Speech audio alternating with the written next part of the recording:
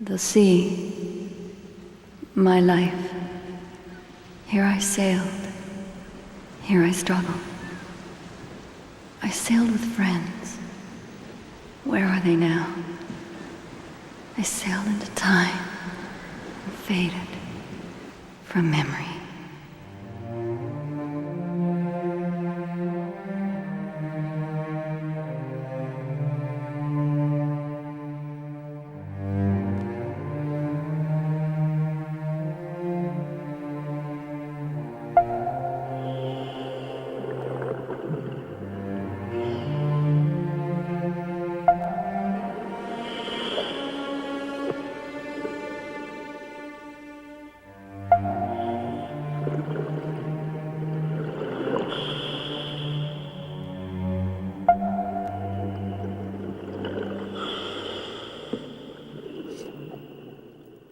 The Aikoku Maru, a twin-screwed merchant vessel built in 1939. She fell in the American attack, Operation Hailstorm. February 16, 1944, a dive bomber attack, a hit just forward of the bridge, detonating her own munitions. A blast of such severity that it claimed one of the attacking aircraft in the explosion. The forward section has completely disappeared. Micronesia, tropical island beauty.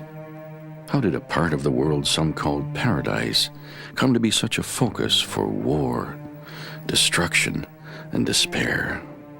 The Caroline Islands, 6,000 kilometers west of Hawaii. Truk Lagoon, I'm a long way from home.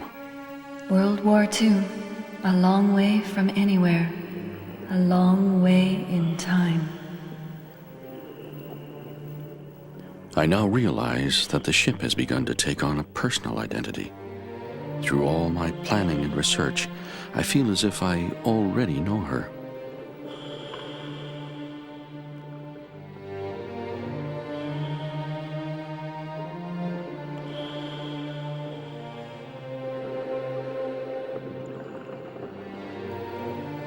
The Aikoku Maru. It means love of country. I served with honor for the Imperial Navy. Coral clings to the smokestack.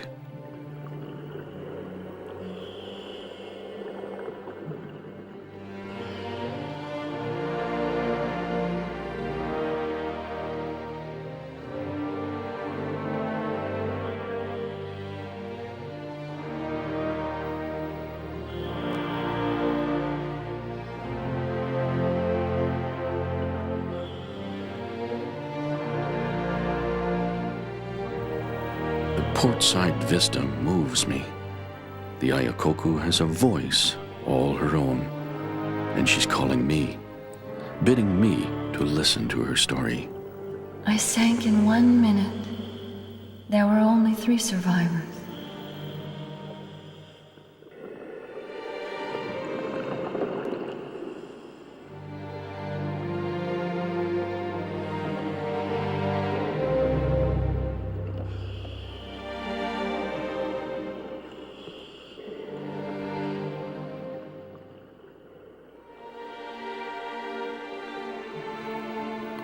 We count portholes, seeking reference points for orientation, for safety. Yet the grip of narcosis clouds my thoughts. I proceed with care, though it seems that fear has given over to awe.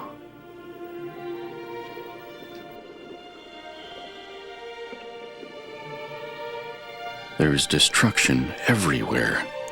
Yet it seems to have been recreated to an otherworldly beauty. The Aikoku draws us on and in.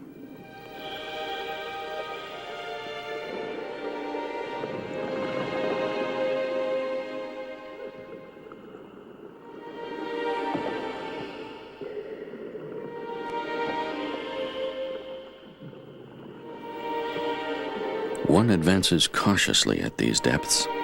What is the integrity of the ship? A careless kick of the fins could cause a rain of rust, immediately blinding us. Cables and wires are everywhere.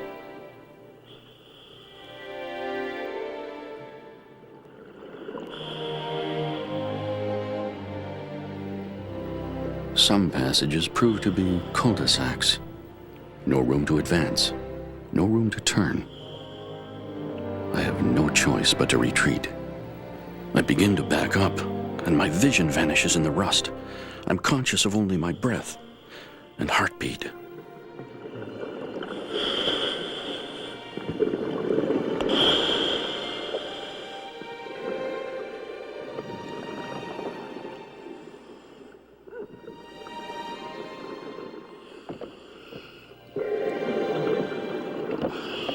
The reel and line. For wreck diving and penetration, it's our lifeline. A tie to safety, a tie to reality. But careful plans and high-tech gear can still be undone at the whim of a 20-cent fuse.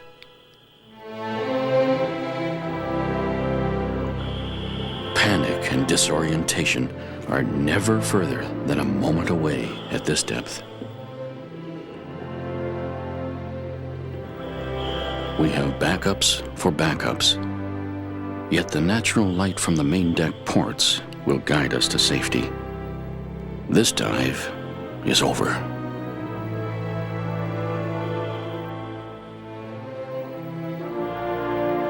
I am Aikoku Maru, lost from knowledge, shrouded in secrecy, veiled in mystery, an historical monument claimed by the sea and the denizens of the deep.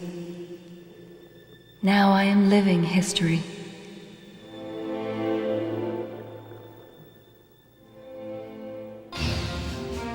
Missing for a quarter of a century, still largely undisturbed and unexplored, the Aikoku Maru sank in 1 minute once her bow disappeared. The team must penetrate the engine room via the skylights just aft of the stack on the sun deck.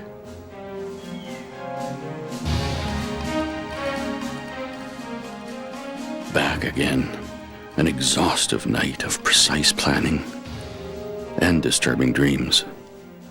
We change tanks, more air, more bottom time, more decompression time.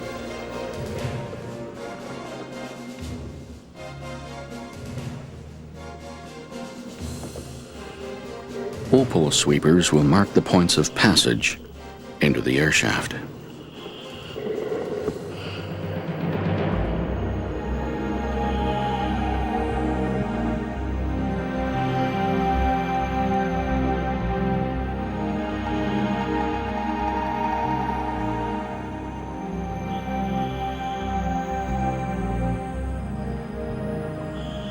Light in darkness. The contrast of shadows. It is a feral, alien beauty that enchants me. But I must move on and in.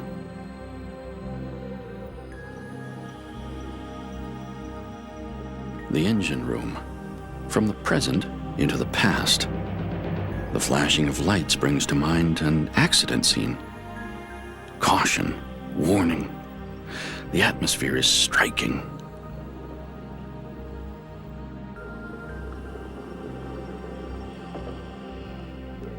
All is in darkness and silence.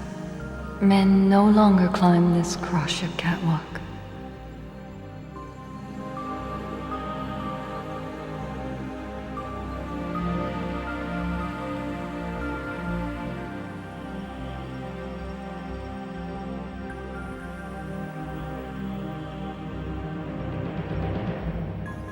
Empty stairs and ladders. I feel somehow that I can hear the echoes of their footfalls ringing through the years as they hurry to their battle stations. The further I go, the stronger I seem to sense their presence.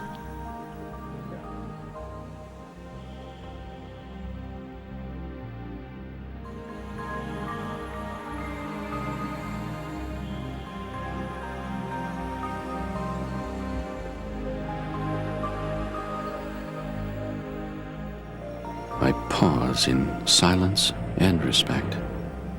Who were these men? Victims of war, now victims of time and nature. What were those final moments like? I cannot lose myself in this reverie.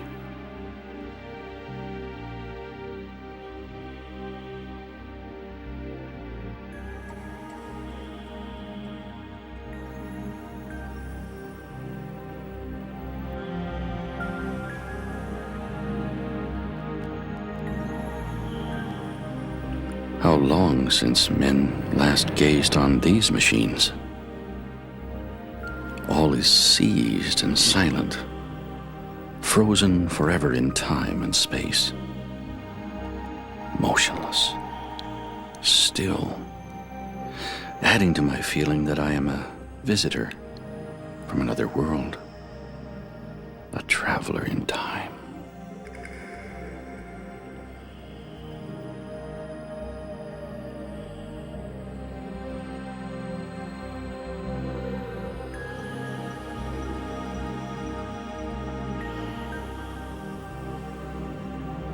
The emptiness is odd, even unsettling.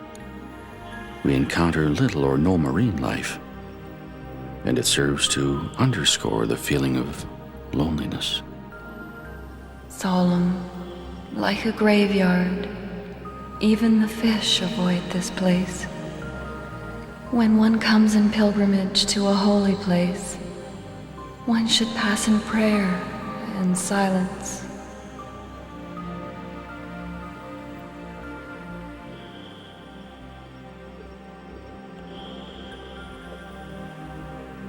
I understand how darkness can be oppressive. Lights as beacons in the mist. Time is a factor. Stay too long and you must stay forever.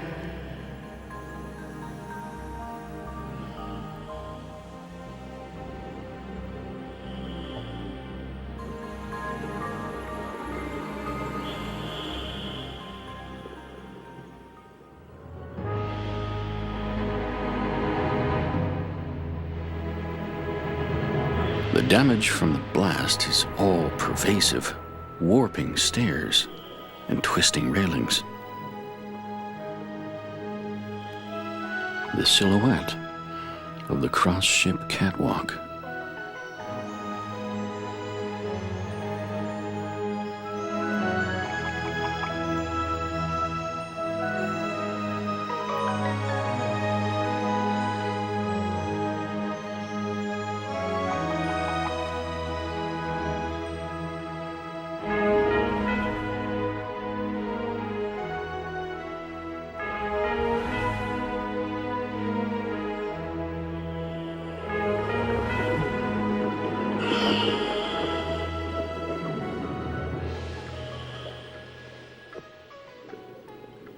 It is hard for me to imagine that this benign entity was once a high-priority target. The terminologies of war seem like harsh words here, at a crypt, where the sea sings her eternal tribute to the brave dead.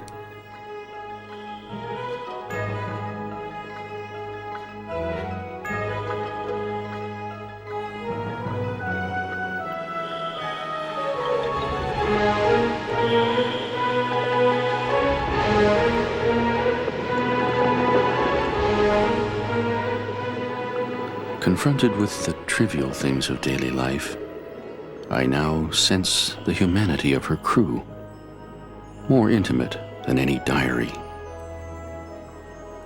These delicate kitchen articles somehow reflect the frailty of their lives. Military hardware. It seems so meaningless when contrasted with the galley. Guns, guns, more guns. Never enough, yet one was too many.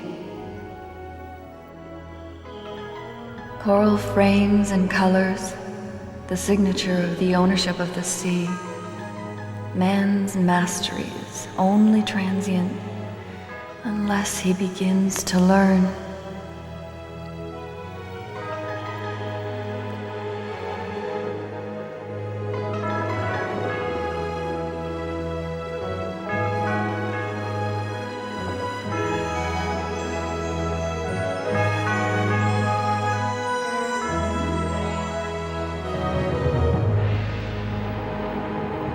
The salon windows.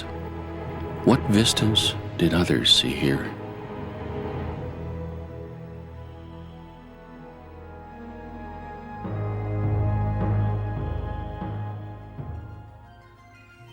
Our preparation was so detailed. Research and readiness.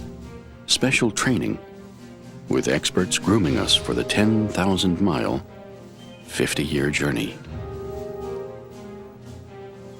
And though what I expected in one sense was here, what I found is not at all what I expected. An anti-aircraft gun. Its coral coat, a testament to its failure.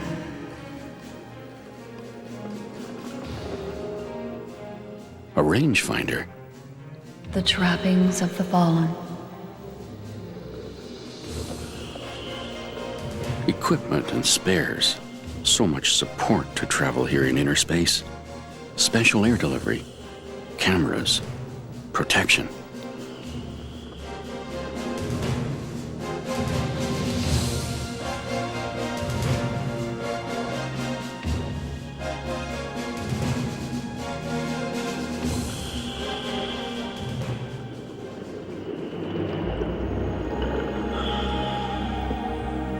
I shiver, though I'm not cold.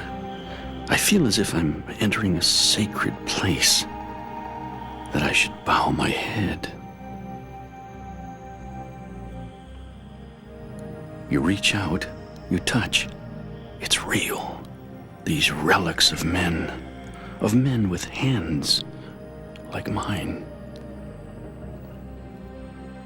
Smoke and fog, or so it seems.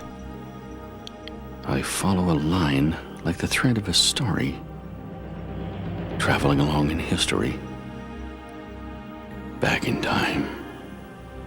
Further in, the way compresses to the bunks of the crew and soldiers, where sleep is eternal.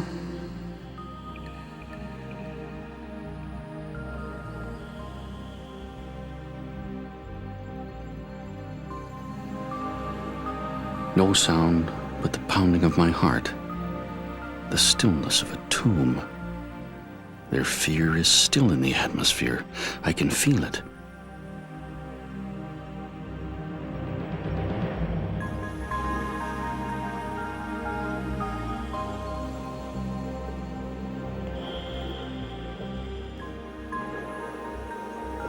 The door beckons us on.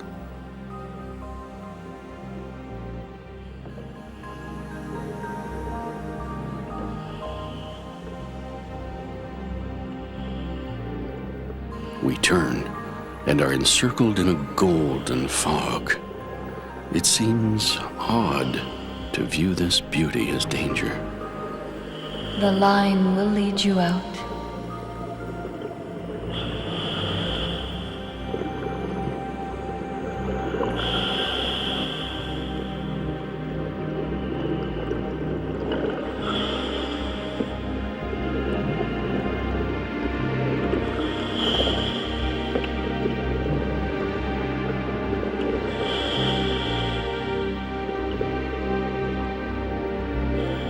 I feel drained.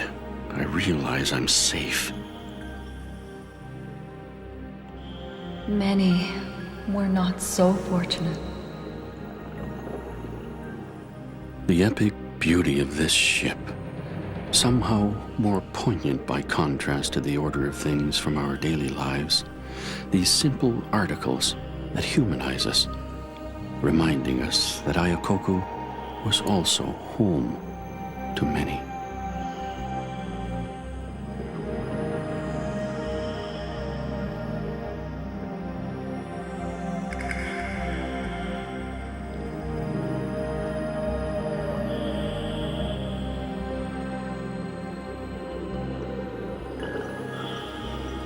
Once more, a skull returns my gaze, silently reminding me to pay my respects to those who have gone before. Over 800 men lost their lives. 800 names, 800 stories. I sank to the bottom like a stone. A vial, the delicate fragility. It seems a miracle that so fine an object would survive the violence of the explosion and crash. And again, I see contrast. The thin glass intact in the midst of the twisted and torn steel around it.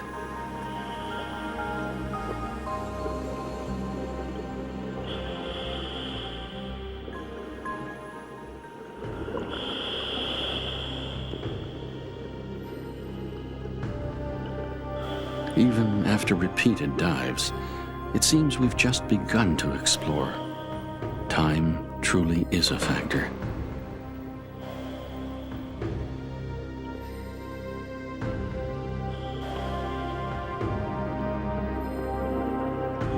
I ponder the long return to the surface, the 90-minute decompression time. This has gone beyond a vacation or sport. Tropical beauty seems quite remote now.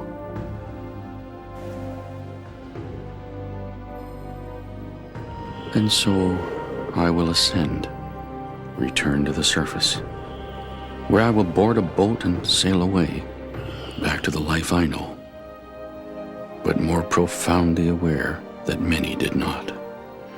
I leave a different person, not finding what I sought, but taking away something nonetheless.